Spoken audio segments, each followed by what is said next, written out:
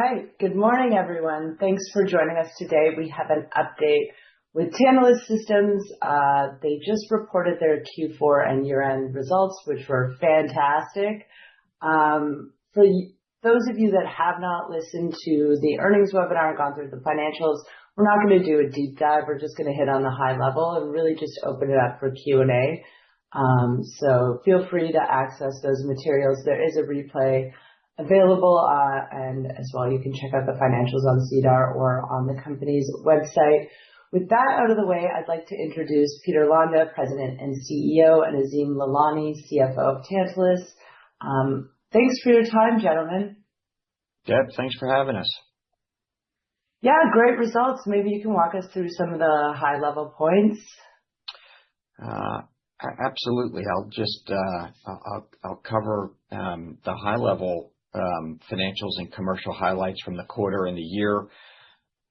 And then as we go, Azim can certainly dive in more detail for those that have questions as it relates to the financial performance of the business.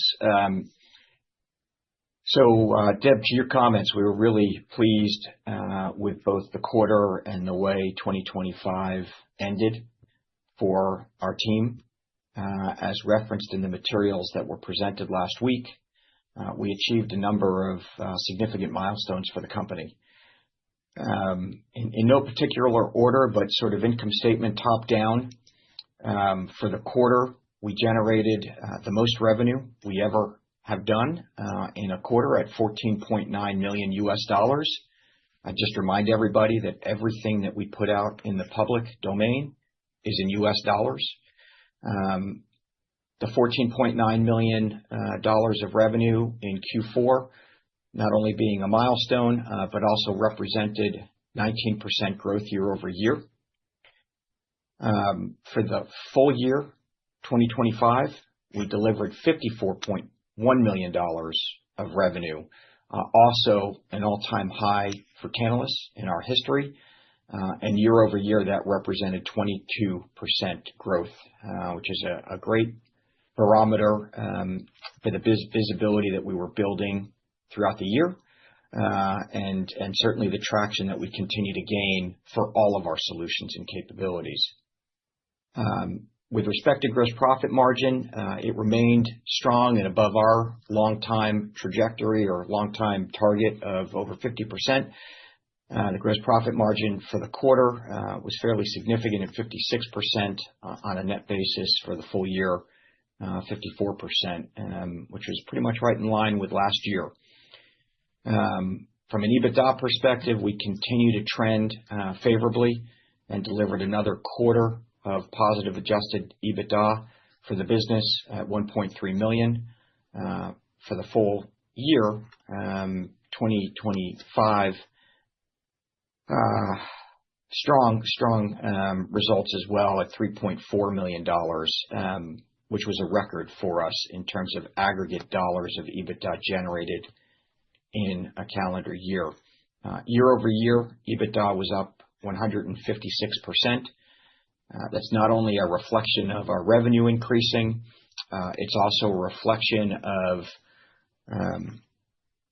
operating expenses growing at a slower rate than revenue, and certainly in line with what we would have expected as the R&D dollar spend really ramped down after commercializing the TRUSense Gateway. Cash flow from operations and free cash flow were also positive in a material way. $4.7 million of cash flow from operations for the full calendar year. And so when we take a step back and from an executive perspective within the organization, we're not only demonstrating continued progress in securing new opportunities and expanding with our existing customers that lead to strong financial results, but we're doing that profitably.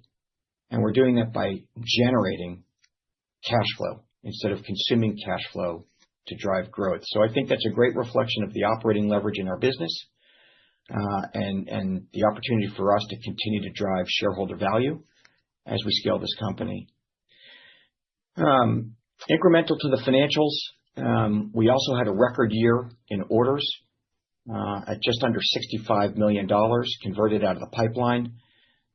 It's 27% growth year over year, a book-to-bill ratio of 1.2, which is incredibly strong when we look at our peers and competitors in the grid modernization space. Sort of the barometer that a lot of the other larger players in this market point to is a 1.0 book-to-bill, meaning they're converting just enough orders to deliver revenue and maintain flat backlog. We're at 1.2, so almost 20% above where the rest of the industry is for the calendar year. Also, from a commercial perspective, we were excited to announce, as of last week, 66 utilities that have placed orders and started to deploy the TruSense Gateway. That covers the fiber, the Ethernet, and the cellular versions of the gateway. And some of those utilities are just trials, initial devices to test and evaluate. Some of those are existing customers that are actually upgrading their existing system with us. So it's not a trial, it's actually a deployment, particularly as it relates to upgrading the network communications infrastructure that they've relied on. And some of those are new utilities that are ordering solutions from us for the first time. And what we're finding in the new pursuits is that the TruSense Gateway is absolutely a path of differentiation over other competitors, and gives us an opportunity not only to sell individual gateways, but more importantly, all of the other solutions. So we're really pleased with the progress that we've made and the trajectory that continues to extend for our company. A few other items that we noted, both through materials and the call. Following the calendar year, I reference the addition of Susanna Zagar to our board of directors. For those of you who are not familiar with her name or saw that announcement, Susanna was most recently the CEO of the Ontario Energy Board. That's the regulatory authority that oversees all electric utilities in Ontario. She's most recently taken on a new role that oversees gas production and distribution of gas across Canada. And so having someone of her stature in the electric utility industry, particularly out of Ontario, really expands the depth and core competencies and skills matrix of our board as we start to evaluate an expansion into our home market in Canada. We also were pleased to announce further capitalization of the balance sheet with the support of Cormark and a large contingent of the banks that cover us. We were able to secure 23 million Canadian dollars in a bought deal financing that did activate the green shoe at $5.35 Canadian. The incremental financing, we've sort of outlined some of the intended uses of proceeds, but most importantly, it enables us to manage this business with the strongest balance sheet the company has ever had, and really puts us in a position not only to accelerate ongoing growth initiatives, but really start to think about more strategic initiatives as we continue to look at multiplying growth over the coming years. With that, I'd say, Deb, and trying to summarize briefly here, and certainly allocating as much time as possible for Q&A, 2025 was pivotal. A great demonstration of what our team is capable of delivering. The financial results speak for themselves from our point of view, and we're entering 2026 with not only great visibility, but the strongest balance sheet to navigate anything that's outside of our control at this point in time without disrupting operations or the support and services we provide to an increasing number of communities, towns, and utilities across the United States. Azim, anything else you'd want to highlight that I may have missed or screwed up? No, you got it. Hang on. Way to go, Pete. You never screw up, Pete. Yeah.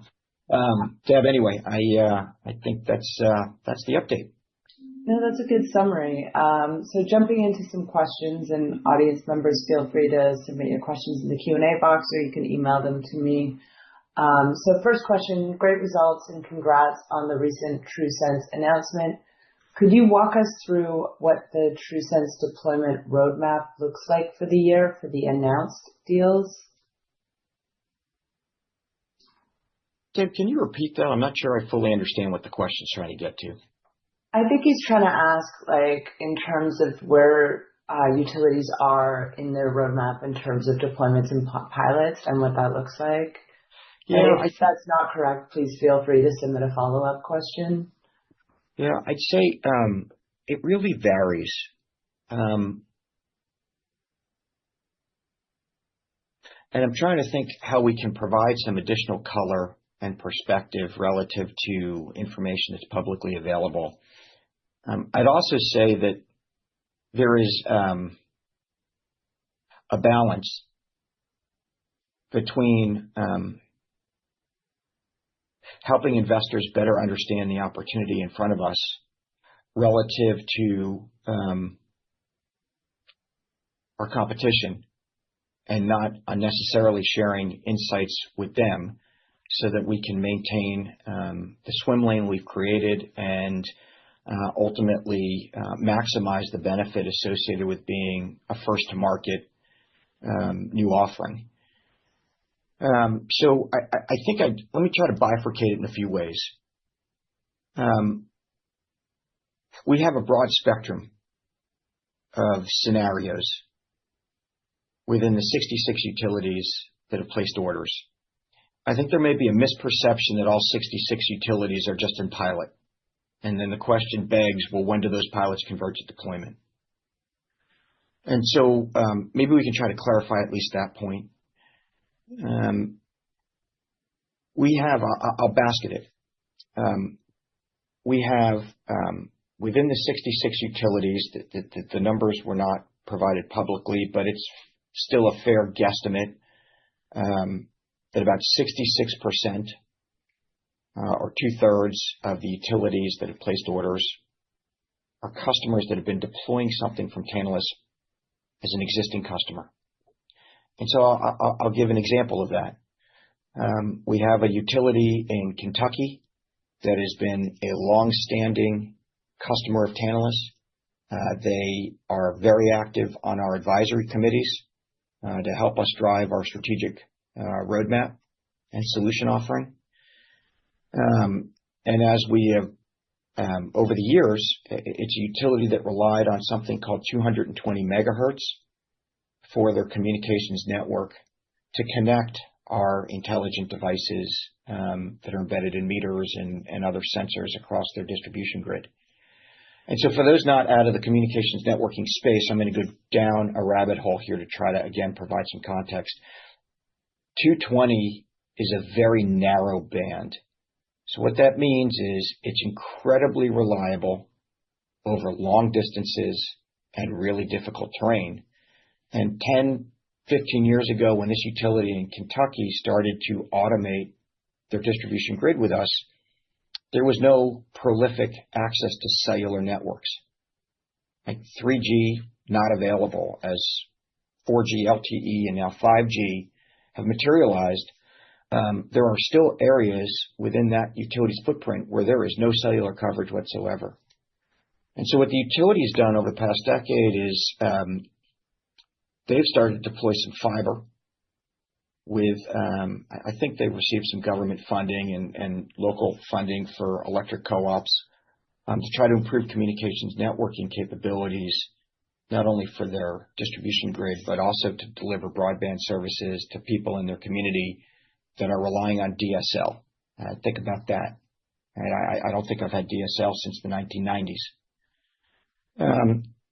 And so as the utilities made those investments, as the cellular companies in the state of Kentucky have improved coverage, the utility is migrating off of the 220 megahertz network, really reliable, but also narrow band, meaning not as much data can flow through that network, they're migrating to the cellular TrueSense gateway. And the first case study for that utility is tied to migrating to an IP-based communications network. They'll still have some 220 megahertz because there are just certain areas where there's no fiber and no cellular accessible. So in that circumstance, the full deployment for that utility out of the gate is tied to a specific business case around upgrading their communications networking. And so we're seeing an increasing number of longstanding customers with utilities that have our 220 megahertz network to port that network now to something that can rely on fiber and cellular. Those are not trials. Those are not pilots. Those are full deployments. The number of TrueSense gateways there varies from the hundreds to the few thousands. Our goal is not only to continue to extend the relationship with those utilities like the one in Kentucky I'm referencing, but also bring new features and functionality. So case study one for them and use case one is a migration from 220 to IP-based communications networking.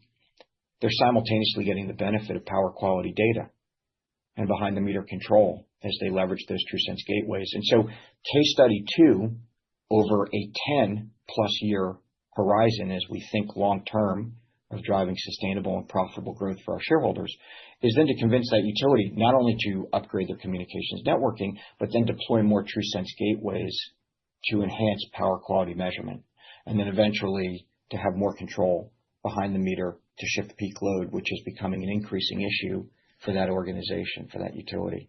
So I think that's modeling that is really tough. And what works in Kentucky relative to a rural footprint is going to be fundamentally different than what works in the city of Riverside, California, which is a densely populated urban footprint. And so what I'd say is we have a mix of existing customers that are finding a specific use for the TrueSense gateway and adopting it. We'll work in anticipation of Investor and Analyst Day at TUC in May toward providing some additional clarity as to what does that mean in the aggregate. But a data point that might be helpful today that's incremental is that those 66 utilities represent about 1.6 million meters. And so we can extrapolate out ratios for communications network, ratios for number of meters per distribution transformer, ratio number of meters per pole top transformer, and start to extrapolate what is the aggregate opportunity across those 66 utilities. And I think that's the way, as we try to be prudent and educate investors, I think that's the way we'll think about it. And that's the incremental information and granularity that we're working to and towards. I'd also say we are so early stage in this. Our focus as a team is land grab. Get to as many utilities deploying the TrueSense gateway as quickly as possible. And so to go from 0 to 66 in 15-ish months is beyond our expectations. The goal is to go from 66 to fill in the blank number in next quarter and end of year 2026. We've got some internal objectives that we're trying to get to. As we get land grab, that not only validates the benefits of the technology, it also presents an immediate opportunity for our sales team to activate with those customers to then expand. And I'll draw a parallel to that. Azim shared during our earnings call that 85 to 87% of revenue in 2025 was generated from our existing customer base. That's consistent with what we've seen in the last 3 years. And so if we can get more utilities deploying TrueSense gateways, it increases the probability of success that we have as we generate such a high percent of revenue from that captured base and continue to see that captured base spend incremental dollars with us. So that's a whirlwind response to the question because it's a really complex question and one that's very hard to extrapolate without providing some non-public competitive insights to what we're seeing. So I hope that answers the question that the investor asked Deb, and and aligns to some other questions that maybe are coming in on the TrueSense Gateway. I think that was Azim, I don't know if there's anything else you'd want to add to that. No, that was good, Pete. I think that was helpful in that data point as well. Looking through some other questions, of the 66 utilities using TrueSense, can you give us a profile of these, like meaning how small to how large are these utilities? The largest one is United Illuminating. That still is part of this effort. They are an example of a new utility to Tantalus that had never purchased anything. They are also unique as they are an investor-owned utility in the state of Connecticut. The progress that we've made on that pilot is publicly available through filings with the regulators. I'd say the findings are very favorable. We are at a point where we are awaiting review and presentation to the regulators. The feedback from the utility that's also public is they see value, particularly as with respect to power quality data, and are recommending extending the amount of time they have access to the devices through the pilot that the regulators overseeing that IOU have provided, to really understand how to integrate that data and utilize that data such that, their words, it's not disruptive to their operations. That's the mindset of an IOU. And so it's an example of a, from our perspective, extending the pilot, codifying a return on investment, providing a direct path for the utility to go to the regulators and ask for more, is a great example. It is impossible to predict how the regulators are going to respond, and it is impossible to predict when that means pilot to something broader. Our goal right now at United Illuminating is to continue to demonstrate value, and if they need more time to figure out how to integrate that data, we are 100% supportive of that. United Illuminating, over around 350,000 meters. So that would be the largest. EPB Chattanooga, obviously a milestone contract for us. That alone generates a return on total investment in the TrueSense Gateway over the life of that project. EPB is roughly 200,000 meters. I'm rounding. That'll scale all the way down to some utilities that have fewer than 10,000 meters. And that's really the breadth of diversity within our customer base that swings ratios, and full deployment at a smaller utility could be 500 devices. That's still a success in our opinion, because it locks us in for another 10 years. It locks us into recurring revenue. It locks us into furthering grid modernization at that organization or a smaller utility.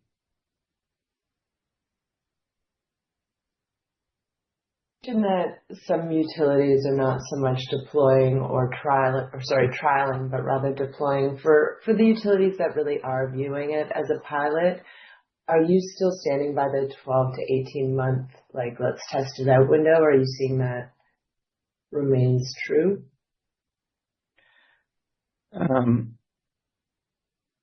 That the 12 to 18 months is based on my experience of selling technology to utilities dating back to 2008.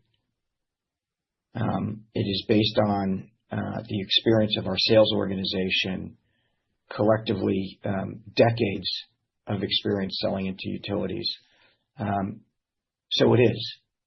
The 12 to 18 month window is still very relevant. What I'd say, though, is don't lose sight of the fact, or we can't lose sight of the fact, that the world is a very different place today than it was 12 and 18 months ago. As we shared a little bit on the earnings call, the events unfolding in the Middle East have a direct impact on the price of oil. The price of oil has a direct impact on costs utilities incur, whether that's tied to our shipping costs, meaning our costs go up, to rolling one of their bucket trucks, especially for a public power and electric cooperative utility, where a round trip to one account may be 50 miles in a fairly heavy duty truck. Higher oil, higher gas prices, fewer dollars to spend.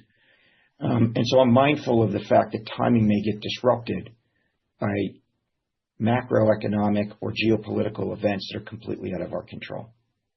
And I'd say that's something we shared during the earnings call. And I'd say we're mindful of that.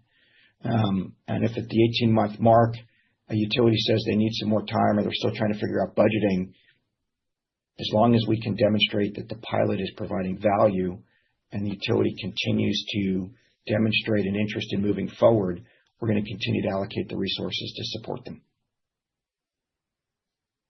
On the flip side, energy costs go up, like that affects utilities and probably prompts them to want to do more grid modernization.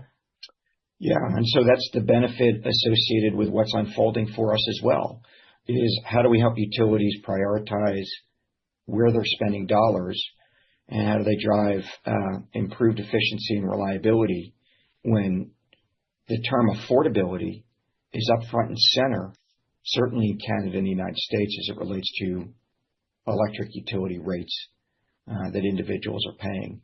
So I think there's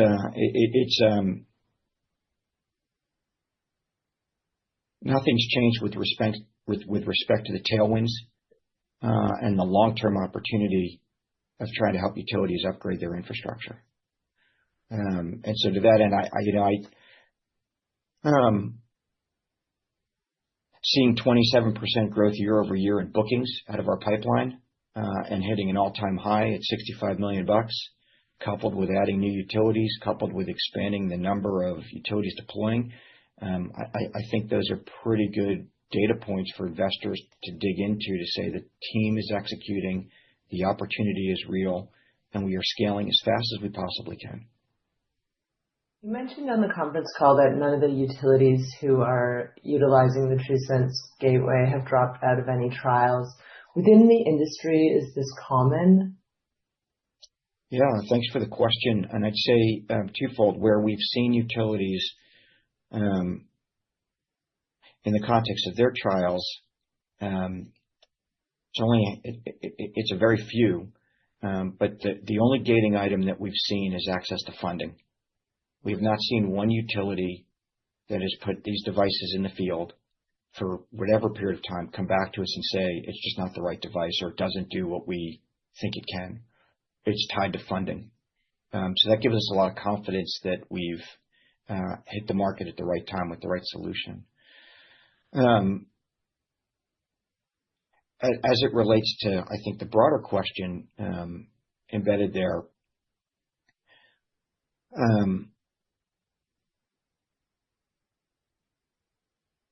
we haven't seen one utility pull a device out of the field yet. And so it's very uncommon. I'll tie it specific to Tantalus.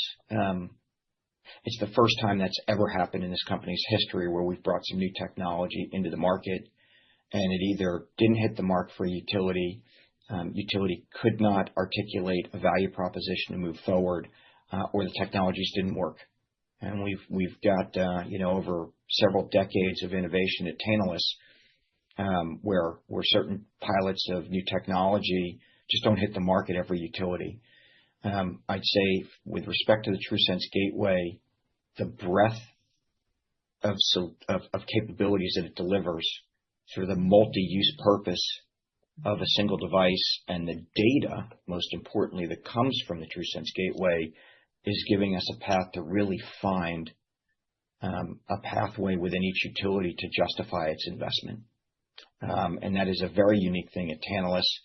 I can't really speak to the introduction of new technology from other competitors or other companies. In the near 20 years I've been involved in selling technology to utilities, I've never seen that dynamic unfold the way it's unfolding today for us with the TruSense Gateway. Very impressive. During the conference call, there was a good bit of talk around semiconductor pricing and supply. My impression of Tantalus products and services is that they are not semi-heavy, and this is more of a light infrastructure and data business. How significant are the risks in the business relative to the semiconductor supply chain, and why is that?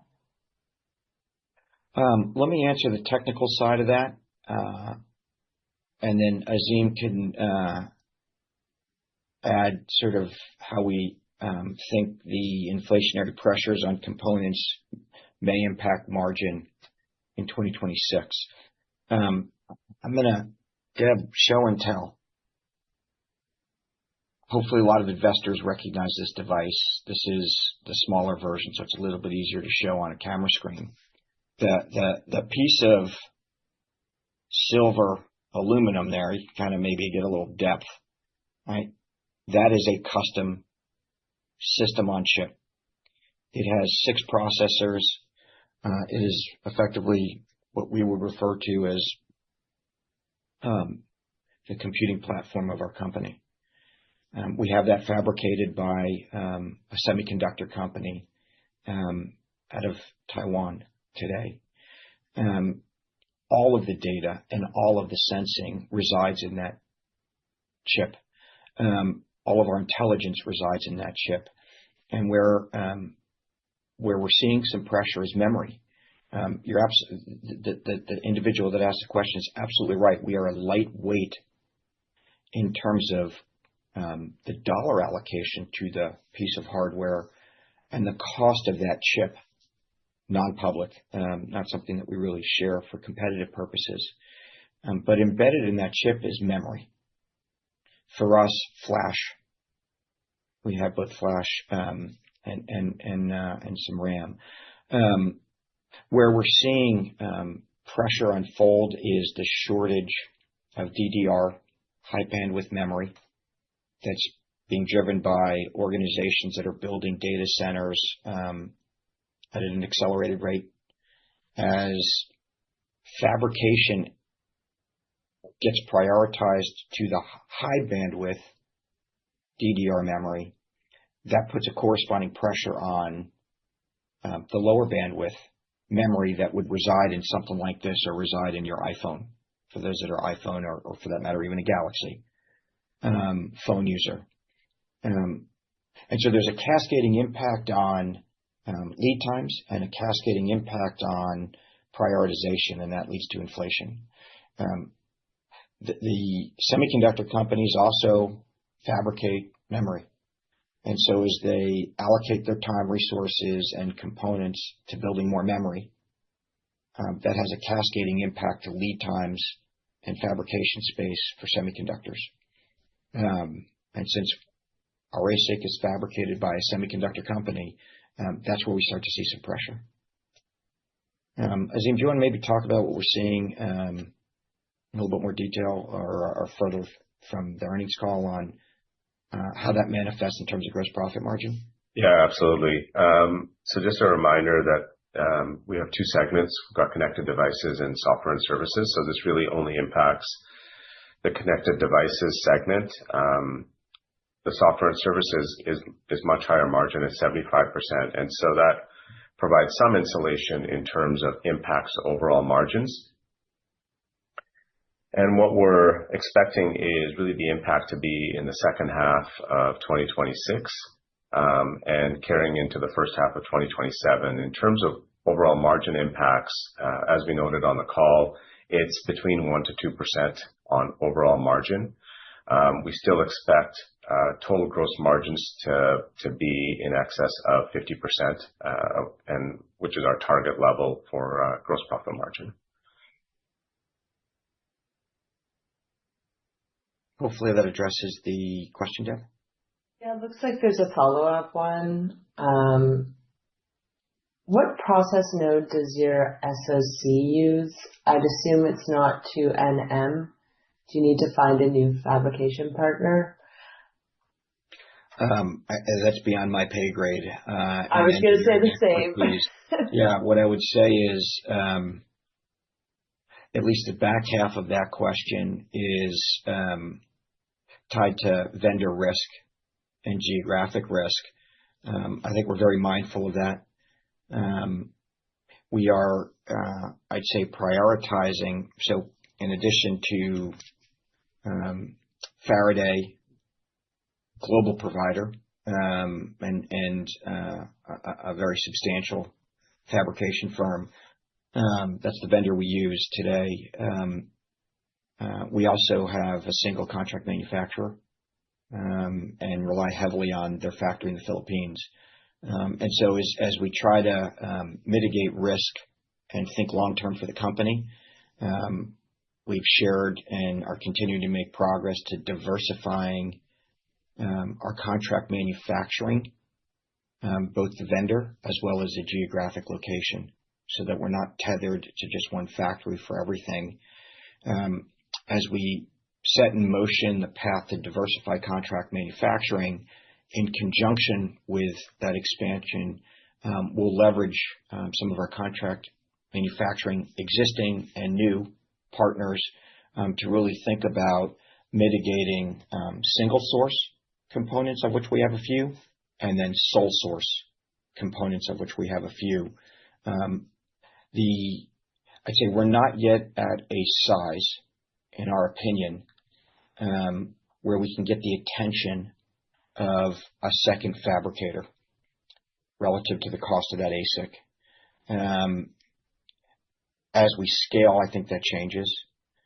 And so it's on the list of to-dos. I think the way we're thinking about supply chain continuity is diversifying at the contract manufacturer first, and then leveraging their design teams, their supply chain teams, to help us think about how we could either modify the design of the ASIC and/or modify the fabrication locations for us.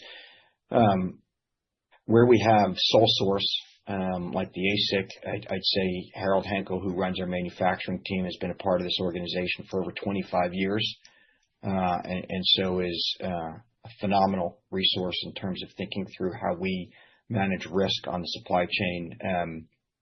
As we see either lead times, pricing, or geopolitical issues emerge, I think Harold is very proactive with his team in thinking about placing orders well in advance, and maintaining continuity and supply of the components that we need. But yeah, it's 100% on the list of to-dos. I think we're taking a very systematic approach from sort of a top-down perspective. That's helpful. And also, thanks, Chris. 5 years, I haven't seen him stumped before, so appreciate that. So last question here from the audience. So TrueSense is now enabling utilities the ability to see behind the meter for the first time. You mentioned in your conference call that any M&A would be for software that can add functionality to the right of the meter into the home. What capabilities does TrueSense currently provide versus what you're looking to add in the future? So the TrueSense Gateway has a unique ability to send a utility-grade communications signal into the home, either through the Wi-Fi chip that we've embedded, and/or the power line communications capability. The sort of high-level summary there is HomePlug 2.0. It's a standard that supports communication through the electric wires inside a house. And so first and foremost, the TrueSense Gateway is the pathway to connect to devices.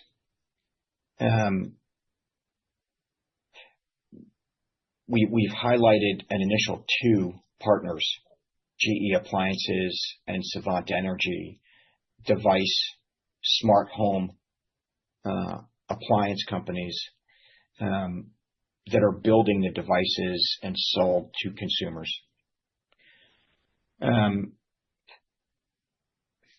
We use what's called APIs to do a system-to-system integration. So our software system integrates to a Savant software system or GE Appliances software system to send and receive data. And what we can do is the TrueSense Gateway is the communicator, if you will.